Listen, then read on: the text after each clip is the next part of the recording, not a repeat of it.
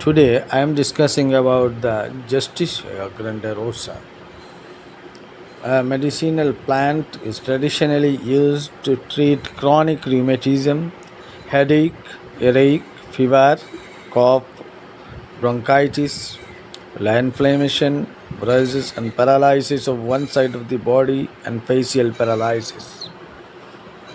Justicia gendarussa is an Asian herb that has traditionally been used to treat various health conditions, including fever, sore throat, and digestive problems.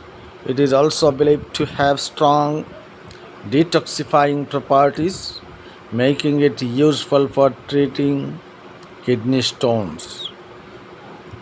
Ayurvedic name for Justicia Adhatoda is Vasaka.